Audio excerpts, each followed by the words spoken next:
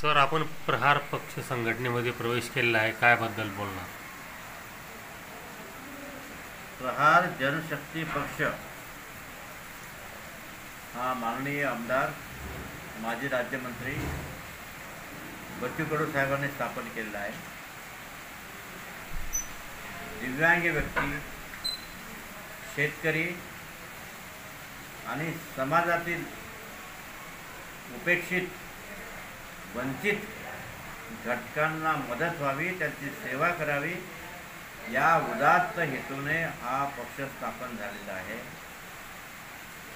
मी गेल्या 10 वर्षापासून दिव्यांग व्यक्तींना मदत करतो माझ्या शक्तीनुसार, आणि त्यांची ध्येय धोरणे मला आवडल्यामुळे मी या प्रहार जनशक्ती पक्षामध्ये प्रवेश केला. महत्त्वाचं दुसरं एक कारण असं आहे की प्रहार जनशक्ती पक्षाचे जे कार्यकर्ते आहेत हे गावागावात विखुरलेले आहेत, शहरामध्ये गल्लीगल्लीत विखुरलेले आहेत, आणि ते पोट तिडकीने काम करत असतात. दिव्यांगाची सेवा व्हावी, शेतकऱ्यांची सेवा व्हावी म्हणून प्रहारचे कार्यकर्ते पोट तिडकीने धनाची, पैशाची, सत्तेची अपेक्षा न करता काम करत असतात. हे सर्व मी बघितलं, अभ्यास केला, विचार केला, आणि त्या हेतूने मी प्रहार जनशक्ती पक्षामध्ये प्रवेश केला. या अगोदर तुम्ही भाजपमध्ये होतात, शिवसेनेत होतात, राष्ट्रवादीमध्ये सुद्धा गेला होता, पण हे सर्व पक्ष सोडून इकडंच का तुमचा कल आला? हे सर्व पक्ष चांगले आहेत. सर्व पक्षांनी माझा मान ठेवला, कार्यकर्त्यांनी माझा मान ठेवला. मी सर्वांसोबत चांगलं वागलो, सगळे माझ्यासोबत चांगले वागले. परंतु प्रहार सोडून इतर जे पक्ष आहेत ते पक्षातले नेते, कार्यकर्ते एकमेकावर आरोप प्रत्यारोप करण्यामध्ये त्यांचा सर्व वेळ चालला.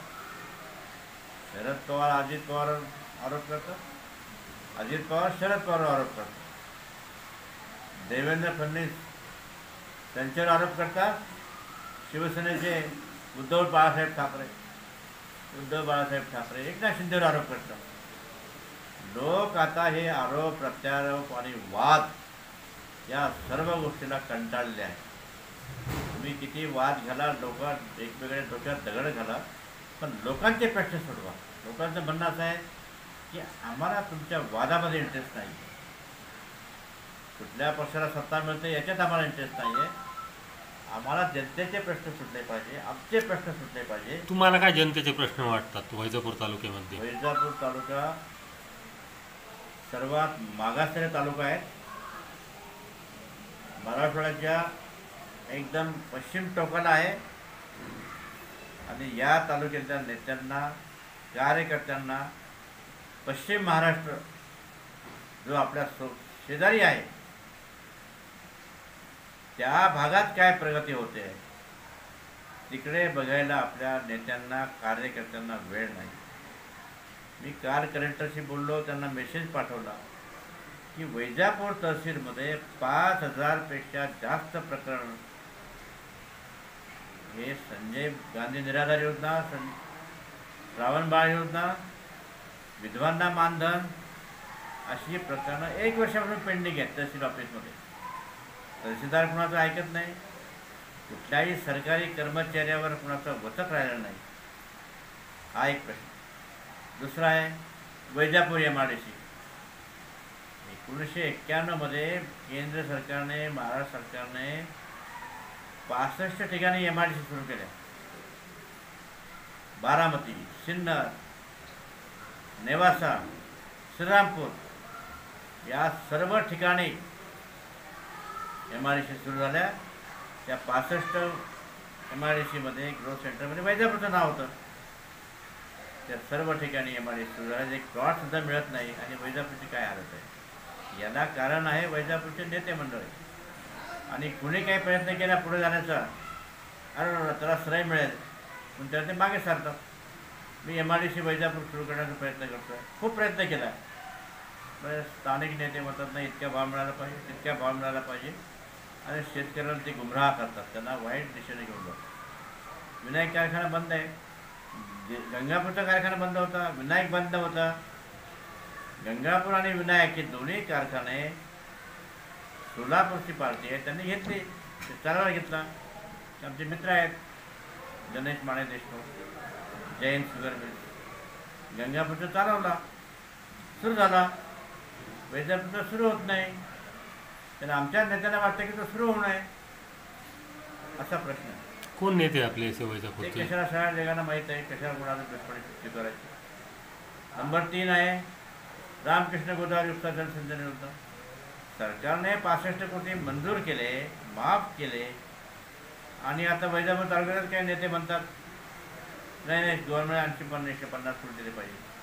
म्हणजे याचं श्रेय एका व्यक्तीला मिळू नये म्हणून दुसरे नेते डोकं वर काढतात. शेतकऱ्यांना विमाचे पैसे मिळत नाही, शेतकऱ्यांना PM किसान योजनेचे पैसे मिळत नाही. कितीतरी तालुक्यामध्ये रस्ते आहेत, काही रस्ते झाले, आमदार साहेबांनी रस्ते केले पुष्कळचे, पण अनेक ठिकाणी रस्ते बोगस झालेले आहेत. ते कोण त्याला जबाबदार आहे? कॉन्ट्रॅक्टर जबाबदार आहे, सरकारी अधिकारी जबाबदार आहे. सरकारने चौकशी केली पाहिजे. अनेक ठिकाणी अजून रस्ते व्हायचे आहेत, रस्ते झाले पाहिजे. जिल्हा परिषदच्या शाळा शिक्षक येत नाही. वैजापूरची शाळा इतकं छान ग्राउंड आहे, इतकी मोठी जमीन आहे, शाळा बंद पडल्यासारखीच आहे. वैजापूर तालुक्यात प्राथमिक आरोग्य केंद्र आहेत, शहराच्या ठिकाणी जिल्हा उपरुग्णालय आहे. या सर्व ठिकाणी दुर्दशा झालेली आहे, कुणी बघत नाही. शेतकरी हवालदिल झालेला आहे. सर्व लोक शेतकऱ्यांना लुटतात, शेतकरी मात्र कुणाला लुटू शकत नाही. तर अशी वैजापूर तालुक्याची अत्यंत दयनीय अवस्था आहे. आणि वैजापूर तालुक्याचे नेते आता विधानसभेमध्ये कोण आमदार होणार यामध्ये चढावड चालू आहे. चढावड अवश्य चालू असला पाहिजे. विधानसभेचं बिगुल वाजणारच आहे, परंतु याच्यात जर तुम्हाला प्रहारतर्फे जर तिकीट मिळालं तर तुम्ही कोणत्या मुद्द्यावर निवडणूक लढवणार? हे मुद्दे मी आपल्याला सांगितले, 4-5 मुद्दे. या व्यतिरिक्त काय असेल तुमचा अजेंडा? या व्यतिरिक्त वैजापूर तालुक्यामध्ये उच्च शिक्षणाची सुविधा नाही आहे. इथं उच्च शिक्षण देणाऱ्या संस्था आल्या पाहिजे, इंजिनिअरिंग कॉलेज आलं पाहिजे. वैजापूर MIDC मध्ये कारखाने सुरू झाले पाहिजे. वैजापूर शहर आणि परिसरातून दररोज 2 ते 3 हजार तरुण युवक औरंगाबाद जातात रेल्वे स्टेशनला नोकरी करण्यासाठी. MIDC मध्ये मोठे उद्योग आणायचे आहेत. नुसतं MIDC सुरू करून काही जणांचे मोठे उद्योग आले पाहिजे. मोठे उद्योग आणण्याचा आपण प्रयत्न केला म्हणजे अनेक लोकांना रोजगार मिळेल. विनायक कारखाना सुरू करू आणि तालुक्यामध्ये वेगवेगळ्या ठिकाणी लहान मोठे उद्योग सुरू झाले पाहिजे. भाजीपाल्यावर प्रक्रिया उद्योग सुरू झाले पाहिजे.